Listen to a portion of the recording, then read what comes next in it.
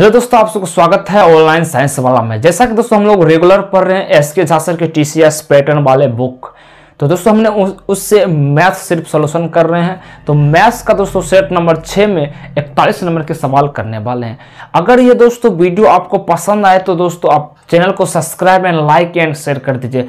इससे दोस्तों आपको रेगुलर वीडियो मिलता रहेगा। और ऐसे से रिलेटेड दोस्तों आरआरबी ग्रुप डी में रेगुलर क्वेश्चन भर भर के पूछे जा रहे हैं। तो ये वीडियो दोस्तों आपको पूरा देखना है। तो चलिए हम लोग सवाल स्टार्ट करते हैं। और 41 नंबर सवाल आपके कहता है दो संख्या का अनुपात 3:4 में है। इनका लघुत्तम समावर्तक 480 दिया गया है। तो इनका महत्तम समावर्तक यानी HCF बताना है। बहुत ही अच्छा सवाल है, आप लोग इजीली कर लीजिएगा। देखिए दो संख्या मान लीजिए दोस्तों A और B है और इन दोनों का अनुपात जो दिया गया है 3:4 में दिया गया है। और पूछा दोस्तों इन्हीं दोनों का एलसीएम जो 480 है। लेकिन इन दोनों का अगर हम एलसीएम लेंगे तो 12 आएगा, लेकिन एक्चुअल में 12 नहीं दिया गया है और 480 दिया गया है। इससे कितना गुना दोस्तों? 40 गुना।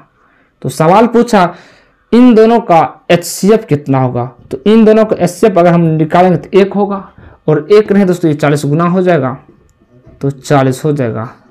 यही इस सवाल का आंसर हो जाता है। आशा करता हूँ आप लोग समझ गए होंगे। पूछा कि इन दोनों का जो एलसीएम होगा इतना है, लेकिन सवाल में 480 दिया गया था, इससे 40 गुना। तो फिर पूछा कि इन्हीं दोनों का HCF कितना होगा। इन दोनों का HCF दोस्तों 1 ही होगा, क्योंकि 1 से ही कट सकता है, तो 1 होगा। तो इस 1 का ये 40 गुना हो जाएगा, 40 हो जाएगा। चलिए आगे सवाल में हम लोग पहले कुछ सवाल छूट गया था उसको देख लेते हैं। 38 नंबर सवाल को पढ़िए। 12% लाभ और 4% हानि पर किसी वस्तु के विक्रय मूल्य का अंतर 28 रुपये था, तो क्रय मूल्य बताना है। देखिए दोस्तों बहुत ही इजी सवाल है। इस सवाल को कैसे करेंगे देखिए, कहा है 12% लाभ और 4% हानि, ये 28 रुपया का अंतर के बराबर है। अगर हम इन दोनों का जोड़ देंगे दोस्तों तो ये अंतर इसके बराबर हो जाएगा। तो 12 4 16% बराबर 28 रुपया। तो 100% का पूछा मूल्य, तो 28 बटा में 16 इंटू 100 निकाल लीजिए। 4 चौका 16, 4 सत्ते 28 और 4 से काटेंगे 25 और 25 गुना 7 करिए। 7 पच्चे 35 और 7 दूना 14, 3 17। यही सवाल का आंसर आ गया, यानी क्रय मूल्य आ गया CP। समझे दोस्तों? हमने दोस्तों सवाल में देखा 12% लाभ है, 4% हानि है और इन्हीं दोनों का अंतर इतना है। अगर इन दोनों को अगर जोड़ देंगे तो इसके बराबर घटाएंगे तो फिर तो इतना ही ना आ जाएगा, घट जाएगा। तो इस प्रकार से हमने कर लिए हैं। चलिए आगे हम लोग सवाल में चलते हैं। 40 नंबर क्वेश्चन पूछा है ब्याज की गणना वार्षिक चक्रवृद्धि आधार पर करते हुए 10% का वार्षिक ब्याज 7/5 वर्ष के लिए निवेशित किया गया, तो 19,500 की धनराशि पर प्राप्त चक्रवृद्धि ब्याज बताना है। देखिए दोस्तों ये जो 10% का जो दर है 7/5 वर्षों के लिए, तो 7/5 वर्ष कैसे करेंगे? देखिए ये ईयर है, तो हम इसको ऐसे तो दोस्तों लिख सकते हैं कि 5 1 सही 2/5 लिख सकते हैं, क्योंकि दोस्तों 5 इंटू 5 और 2 7/5 यानी ये होगा 1 साल। ये पूरे 1 साल हो गया प्लस का 2/5 साल। ठीक है, अब इस पर दोस्तों 10%, इस पर 10% प्लस 2/5 पर भी 10% हो जाएगा, दोनों पर 10% हो जाएगा। 5 दूना 10, ये आ रहा 4% और ये आ रहा 10%। अब देखिए दोस्तों चक्रवृद्धि ब्याज निकालेंगे तो 2 बार आया दोस्तों, एक पूरे 1 साल के लिए और एक 2/5 साल। तो हम 2 बार निकालेंगे। तो चक्रवृद्धि ब्याज पर ब्याज लगता है। तो पहला दोस्तों 10% और दूसरा है 4%। टोटल 19,500 पर पहली बार दोस्तों 10% लग रहा है, तो ये हो जाएगा। तो ये आ जाएगा 1950 रुपया। अब टोटल 19,500 पर ही ये 4% वाला आ जाएगा। तो इसको गुना करिएगा, 5 चौका 20, 19 चौक 76, 77, 78 आ गया। कितना आ गया दोस्तों? 78 आ गया। अब ये टोटल पूरे साल पर ये इसका भी तो ब्याज चढ़ेगा क्योंकि टोटल ईयर है, यानी टोटली 1 साल का है। तो ये जो बचा है 2/5 का 4%, इस ओवरऑल पर भी 4% ब्याज पर ब्याज आ रहा है, तो इसका हम 4% निकाल लेंगे।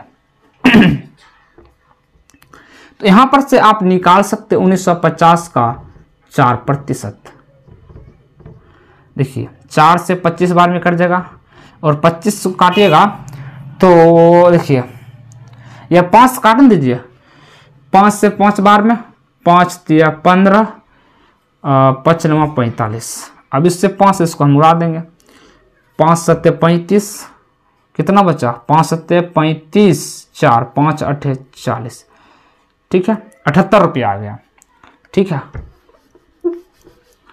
देखिए 1950 पर हम 4% ब्याज पर ब्याज 4% लगेगा तो 78 रुपया आ रहा। ठीक है, तो ये टोटल पूछा चक्रवृद्धि ब्याज कि 1900 पर इतना का चक्रवृद्धि, यानी कि टोटल इन सभी को जोड़ दीजिए तो कितना हो रहा 0, ये हो रहा 8 5 13 और 9 7 16 17 2700 प्लस ये जो 78 रुपया, टोटल ब्याज कितना 8 7 3 10 7 1 8 2828। देख लीजिए आंसर 2808 आपका आंसर हो जाता है। ऑप्शन नंबर देख लीजिए सी आपका हो जाता है। हमने सर टोटल 1 साल का था और 2/5 साल का 4% है। हमने ये टोटल 1 साल का निकाला तो 1950 आया और 4% निकाले 2/5 का, टोटल इसी नंबर का तो 780 रुपया। अब ये टोटल है 1 साल का, 1 साल पर ब्याज लगेगा ये 4%, तो आया 78 रुपया। तो ये टोटल रुपया और ये रुपया, तो टोटल चक्रवृद्धि ब्याज आ हुआ है। ठीक है, चलिए आगे सवाल में चलते हैं, उड़ा दीजिए। ठीक है, ये बहुत ही बेहतरीन दोस्तों सवाल है, पढ़िएगा। किसी नाव को धारा की दिशा में 63 किलोमीटर तथा धारा के विपरीत 30 किलोमीटर की दूरी 7 घंटा में तय करता है। नाव को धारा की दिशा में 28 किलोमीटर तथा विपरीत आने पर 48 किलोमीटर की दूरी 6 घंटा में तय करता है। नाव की धारा की दिशा 35 किलोमीटर और धारा के विपरीत 27 किलोमीटर दूरी को तय करने में कितना समय लगेगा। देखिए एक बार दोस्तों धारा का साथ जा रहा है तो x प्लस y और x माइनस y, तो यह आ जाएगा 63 किलोमीटर और ये दिया गया है देख लीजिएगा 30 किलोमीटर, तो टाइम जो लग रहा है 7 घंटा। और फिर से दोस्तों एक और चला तो ये 28 किलोमीटर की दूरी धारा के साथ और धारा के विपरीत 48 किलोमीटर, ये 6 घंटा में तय कर देता है। अब यहाँ पर इस सवाल को कैसे करें, देखिए पहले इन दोनों क्या करेंगे, HCF ले लीजिए, HCF। तो HCF कितना आएगा 7। तो देखिए दोस्तों 7 को अगर इससे भाग देंगे 7 63 9 आ रहा है, लेकिन टोटल तो 7 ही घंटा है। देखिए यहाँ से अगर हम 7 से इसको भाग देंगे तो ये 9 घंटा आ जाएगा, तो 9 में 7 घटाएंगे तो गड़बड़ हो जाएगा। ठीक है, तो यानी कि ज़्यादा हो रहा घंटा यहाँ, लेकिन टोटल 7 ही घंटा हमको पुराना है, तो ये नहीं होंगे। तो क्या करेंगे, इसमें 2 से गुना कर दीजिए, क्या आ जाएगा 14। अब 14 से इसको भाग देंगे 63 में तो कितना आ जाएगा दोस्तों, कितना आ जाएगा देख लीजिए, इसका आ जाएगा 4.5 आ जाएगा, 4.5 ये चाल निकल गया है।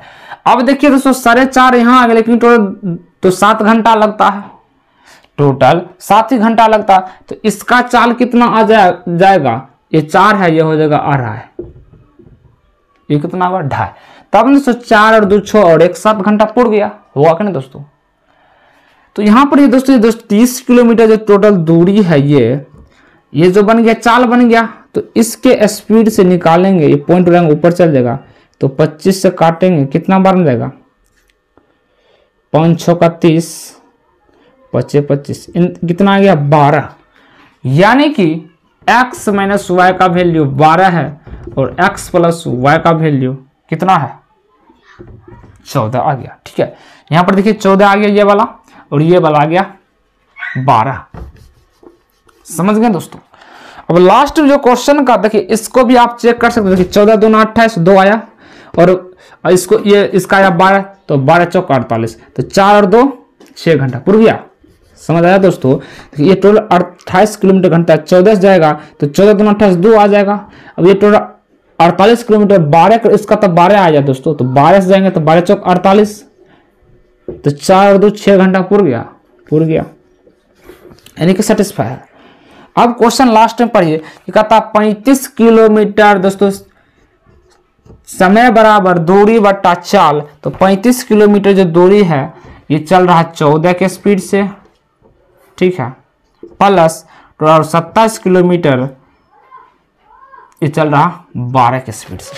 अब हम कर लेते हैं 7 5 35, 7 दूना 14, ठीक है, 9 तिया 3 से काटिए, 3 नंबर 27, 3 चौका 12, एलसीएम ले लीजिए फिर से 5/2 प्लस 9/4, एलसीएम लीजिएगा तो आ जाएगा 4, ये हो जाएगा 10, ये हो जाएगा 9, टोटल 19/4।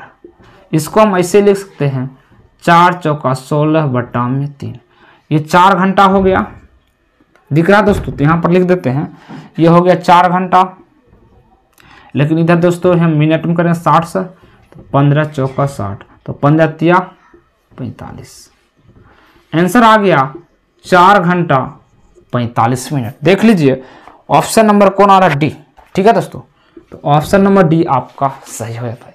तो स्क्रीनशॉट ले लीजिए। तो ऐसे सर हम ट्रिकी लेवल से इजीली करेंगे, तो बहुत ही बड़े सवाल इसका आंसर आएगा बेसिक से। चलिए आगे सवाल में चलते हैं, आगे देखते हैं 55 नंबर सवाल, यानी सवाल बहुत ही आप लोग इजीली कर दीजिए। पूछा सिर्फ बहुलक यानी कि मोड, ठीक है। तो दोस्तों बहुलक कैसे निकाला जाता है? बहुलक दोस्तों निकाला जाता है जो सबसे ज्यादा मैक्सिमम जो नंबर ज्यादा बार रिपीट हो रहा वही आंसर आ जाएगा बहुलक, ठीक है। निकाल लीजिए आंसर, यानी कौन सा ऐसी संख्या जो सबसे ज्यादा बार रिपीट है। देखिए हमने यहाँ पर देखिए 5 तो 5 2 बार है, 4 देखिए 2 बार है, 6 देखिए 1 2 3, यानी 6 2 बार है, और 7 देखिए 2 बार 9 1, यानी कि आंसर जो आ गया 6। यानी जो ऐसी संख्या जो सबसे ज्यादा बार रिपीट हो रहा है वो संख्या बहुलक होते हैं, ठीक है। चलिए आगे सवाल में चलते हैं। बहुत ही अच्छे सवाल है, प्रॉफिट एंड लॉस के सवाल दिया गया। 2 कंबल को विक्रय मूल्य समान, दोनों का दोस्तों विक्रय मूल्य कह रहा है, यानी कि एसपी जो है ये दोनों समान है, जितना इसका उतना इससे बराबर है।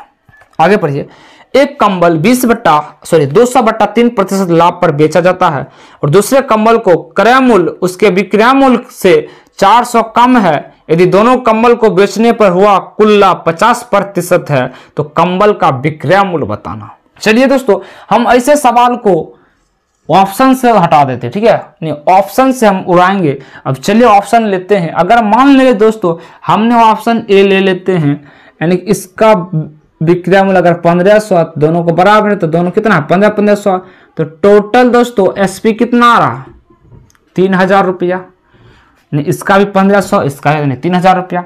अब हुआ कि क्वेश्चन में कहता है कि 200/3% 100 नीचे में आ जाएगा, 200/3% का लाभ होता है, ये कट जाएगा, यानी 2/3, यानी अगर सीपी अगर टोटल 3 है और तो विक्रय मूल्य लाभ हो गया तो हो गया 5। 3 था इसका, ये टोटल नंबर ये ओरिजिनल वैल्यू होता 3, इस पर 2 लाभ यानी 5, लेकिन एक्चुअल में दिया गया है जो एसपी 5 नहीं दिया गया, कितना दिया गया है 1500, यानी दोनों समान बराबर भागों में बेच दिया 1500 में, तो इसके कितना गुना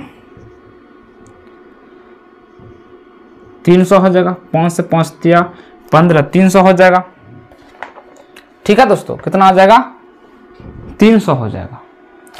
अब यहां पर जब ये 300 हो गया तो ये कितना होगा सीपी कितना आ जाएगा 900 हो जाएगा, ये सीपी 3 तिया 900। अब सवाल में कह दिया है दोस्तों कि एक दूसरे कंबल का क्रय मूल्य उसके विक्रय मूल्य से 400, इससे 400 कम है, तो अगर इससे 400 अगर कम है तो कितना आ जाएगा 1100 आ जाएगा, ठीक है। कितना आ गया दोस्तों 1100, तो टोटल सीपी कितना रहा, ये भी सीपी आ गया है, तो ये दोनों सीपी कितना आ गया 2000।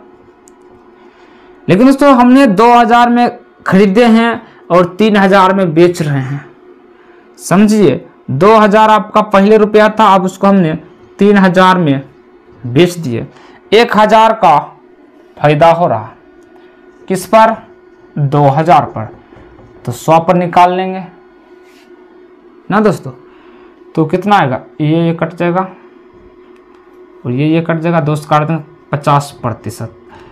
यानी कि दोस्तों आपका जो आंसर सही हो गया ये 1500 वाला, क्योंकि सवाल में भी कहा है कि जो बेचने पर कुल 50% का लाभ होना चाहिए। देखिए 50% आ गया, यानी कि ऑप्शन ये सही है, ठीक है। यानी कि इसका जो कंबल का विक्रय मूल्य आ गया है 1500 रुपया, यानी कि ये सेटिस्फाई हो गया, तो यही आपका आंसर हो जाता है दोस्तों। चलिए तो आज की क्लास हम लोग यहीं रखते हैं दोस्तों। नेक्स्ट क्लास में दोस्तों इससे आगे जितने भी क्वेश्चन बचा हुआ पूरे एक वीडियो में हम करा देंगे। उसके बाद दोस्तों सेट नंबर 7 चलने वाले हैं। तो थैंक यू दोस्तों।